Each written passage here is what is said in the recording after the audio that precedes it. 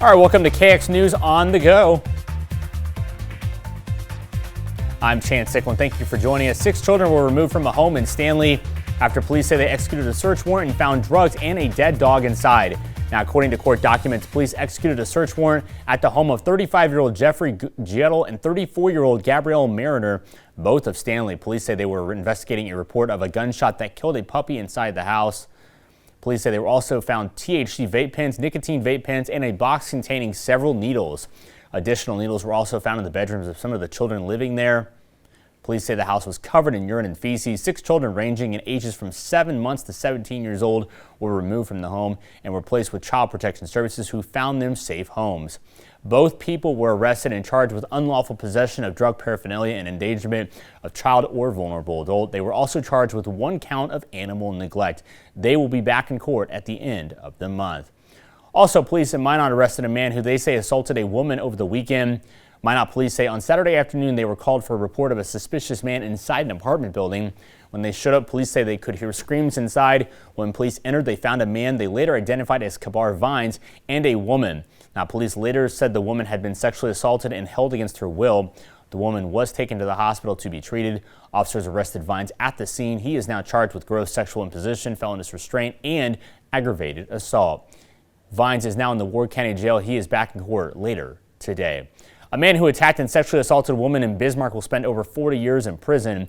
A judge in Burleigh County sentenced Edward Harper Jr. to 30 years in prison for one charge and 10 years for another. These sentences will run back to back, and Harper will serve 5 years of supervised probation and must register as a sex offender. The incident happened in 2023 when police say Harper followed a woman home, beat and sexually assaulted her. Investigators say the woman was able to call for help following the attack after Harper fell asleep. Harper previously pleaded guilty to 7 felony counts. In other news, 10 years after a Supreme Court ruling legalizing same-sex marriage, today North Dakota state lawmakers voted going back to the former definition of marriage.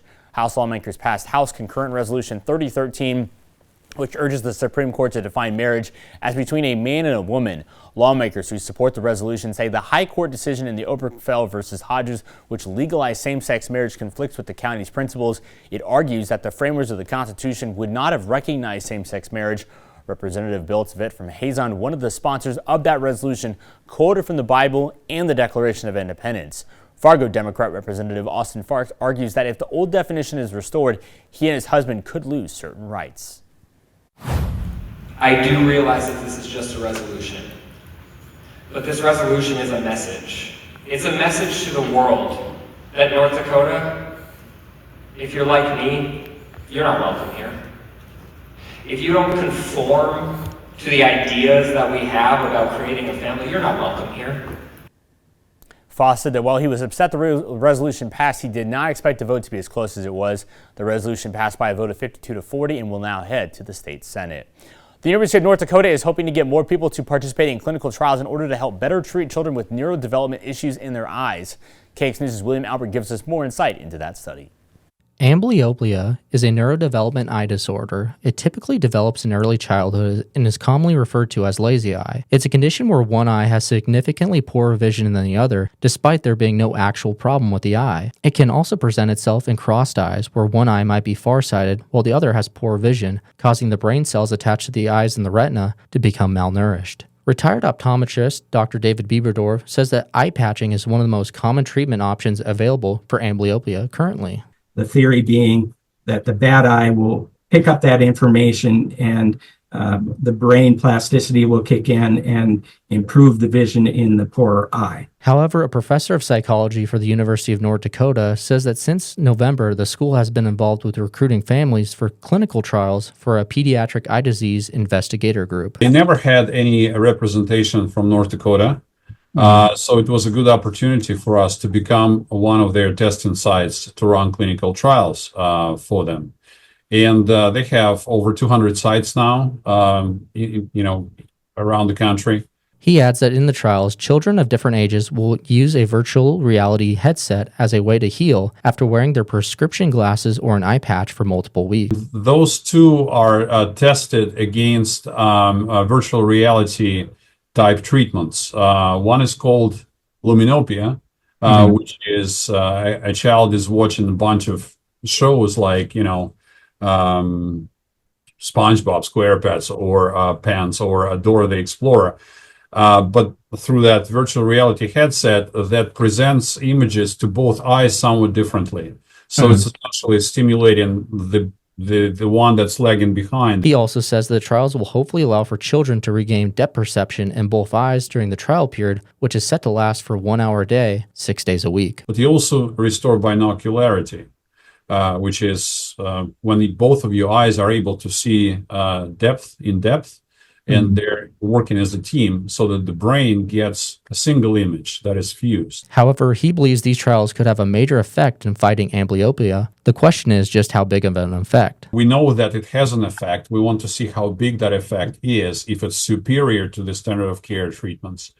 So bottom line is that it's kind of a win-win situation, right? The kid is getting essentially a free treatment that may be a lot more enjoyable and requires a lot less time, by the way, than, say, eye patching. In Minot for KX News, I'm William Albert. To learn more about the studies or to find out if your child is eligible, call that number on your screen.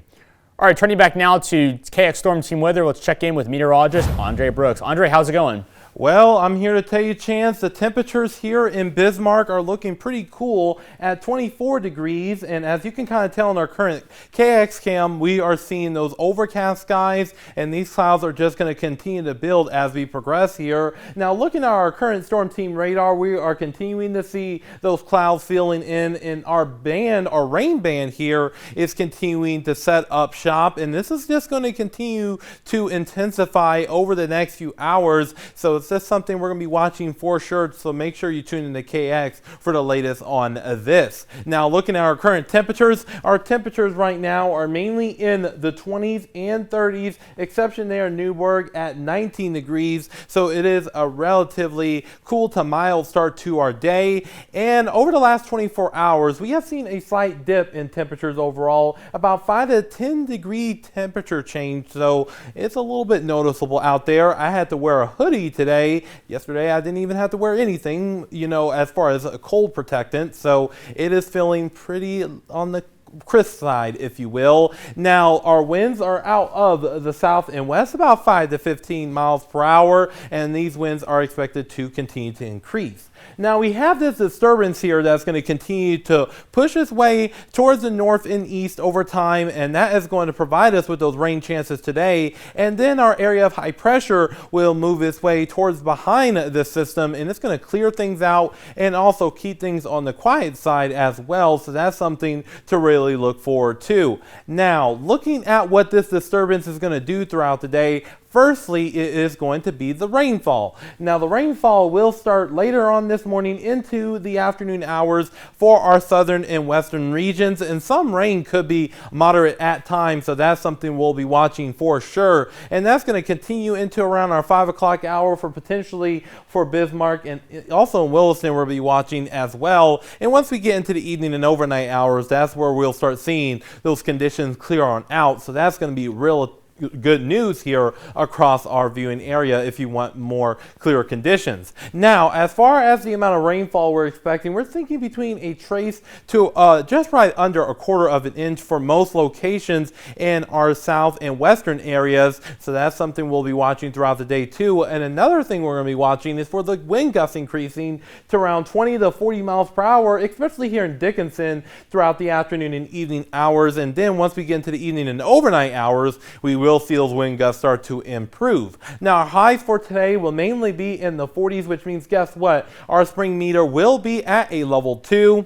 But as we head into tonight, temperatures will drop on down into the 20s, so it's going to be a rather cool night again. But as we enter into our Wednesday, we will continue to see those temperatures increase into the 40s and potentially some 50s in our southern area, so that's something we'll be watching for sure. And the warmer than average temperatures will continue through our Saturday for Williston, and the clouds and the winds will start to kind of calm on down by the time we do get into our Saturday. But for Dickinson, we're going to continue to see those above average temperatures through our Saturday with those mainly sunny skies and breezy to windy conditions through our Friday. But for Minot, we will see those temperatures continue to be on the above average side. Even on Saturday, where it's going to be just in the freezing mark. But however, we're just going to continue to see those conditions improve past today, and we will see much more sunshine as well. And that same thing goes for here with Bismarck, with temperatures climbing up into the 50s by the time we get into our Thursday, and then just kind of a teeter-totter effect throughout the rest of the week into the weekend, into early next week. So Chance, it looks like conditions are just going to remain on the warm side but wet side during the day today. All right, Andre, thank you so much. Well, for KX News, I'm Chance Sticklin.